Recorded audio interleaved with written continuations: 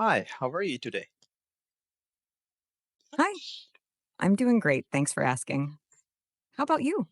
How's your day shaping up? I'm cool. My day is so far good, and today I've been thinking to talk about tenses because I'm going to consider this is a sixth lesson because I have taught five lessons so far.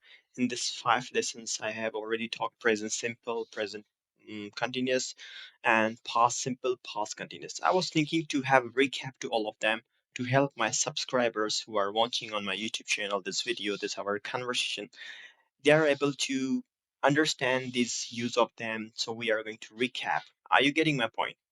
Absolutely, I got your point. Um, it sounds like you're planning to do a recap of the present simple, present continuous, past simple, and past continuous tenses for your YouTube channel. That's a great idea to help your subscribers understand and reinforce their learning. How can I assist you with this recap? Well, in the recap, of course, you're gonna give me ideas, but I have some of ideas. I have taught them three different ways. For example, uh, do does, is MR, and have has. We have already mentioned this in present simple tense. You're going to little bit revise them, or you're going to help us specifically students or subscribers. I see you've used the methods do test, SMR, and have has to teach the present simple tense. Let's break it down. 1. Do test.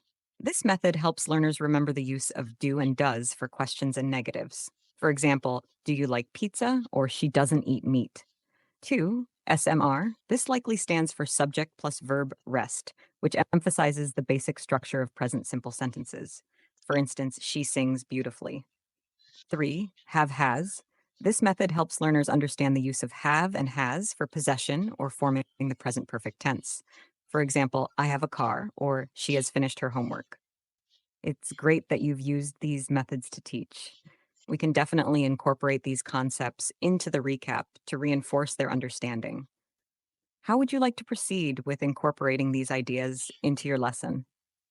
Uh, to be honest with you, I really just liked this way to teach them, as you have already described each one of them in a detailed and as well. I have just recorded a video and tried them to understand each step with a simple example and bold some specific word and of course highlighting word to make them understand in video. The video more than my face. It was only for screening. I was writing task for, of course, text regarding best.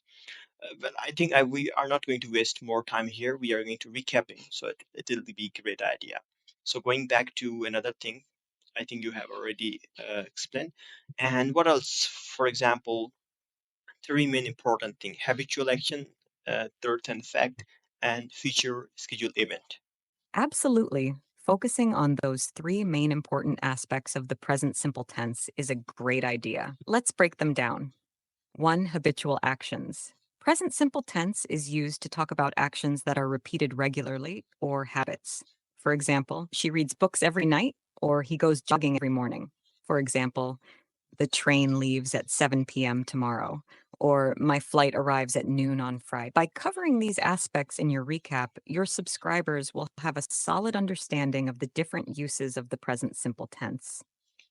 Let me know if you need further clarification or assistance with anything else. No, I'm not sure. I think I've been thinking to go for the next one. For example, it was a main thing regarding past simple, and we are going to, sorry, not past simple, present simple, and but now we are going to go for present continuous tense. I think in the present continuous tense, I have taught them is MR in more usage, and only it was. Let's try to break down again is MR and try to recap. Sure, let's break down the present continuous tense using the SMR method. 1. Subject. This is who or what is performing the action. For example, she in the sentence, she is cooking dinner. 2. Verb. This is the action being performed, usually ending in ing in the present continuous tense. For instance, is cooking in the sentence, she is cooking dinner. 3. Rest. This includes additional information such as time, location, or other details. For example, dinner in the sentence, she is cooking dinner. Now, let's recap the main usages of the present continuous tense. 1. Actions happening now. Present continuous is used to talk about actions that are happening at the moment of speaking. For example, I am typing on my keyboard right now. To temporary situations, it can also be used to describe temporary situations or actions that are not permanent. For instance, she is staying with her friend for the weekend.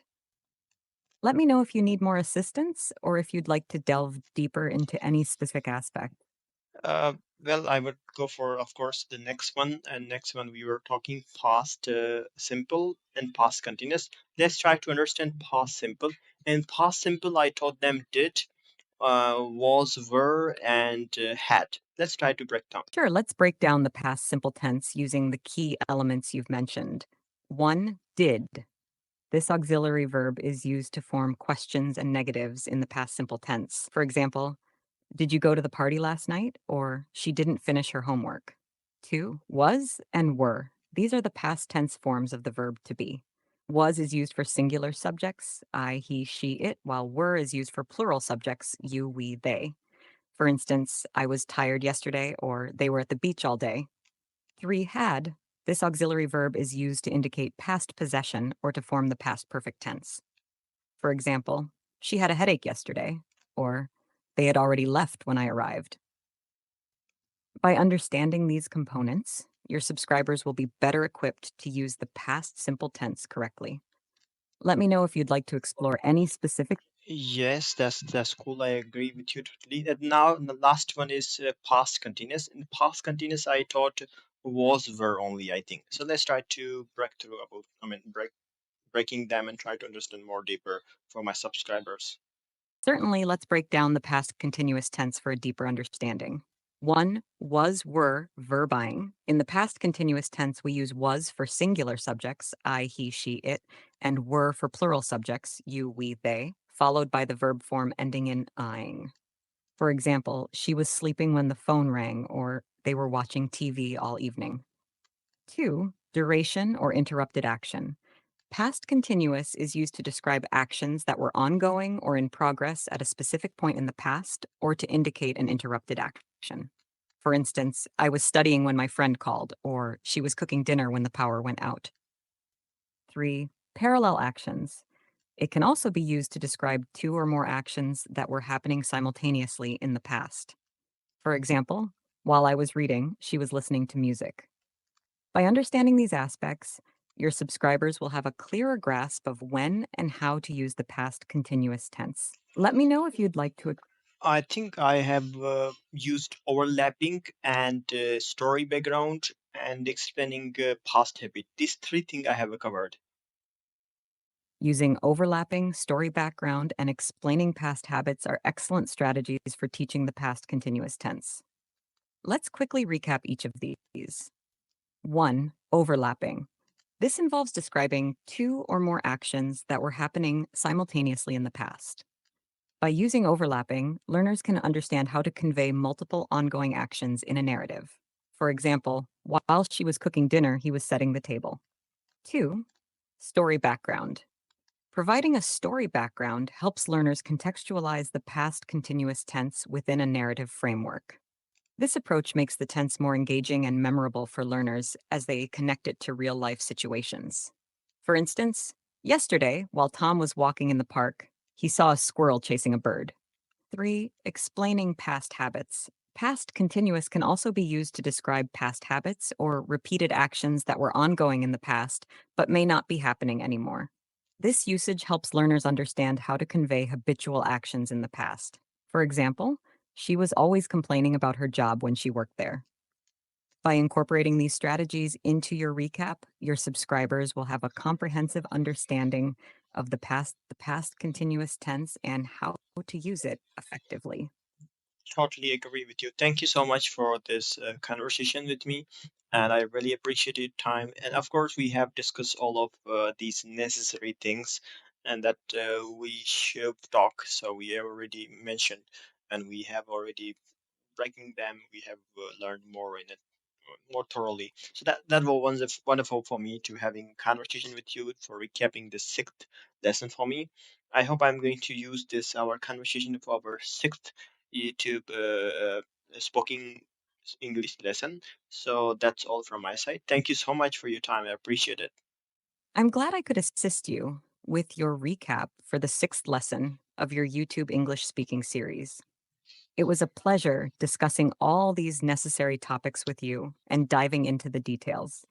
Feel free to use our conversation as a guide for your lesson, and if you ever need more assistance in the future, don't hesitate to reach out. Good luck with your YouTube channel, and I'm sure your subscribers will find the lesson informative and engaging. Have a great day. Thank you. You're welcome.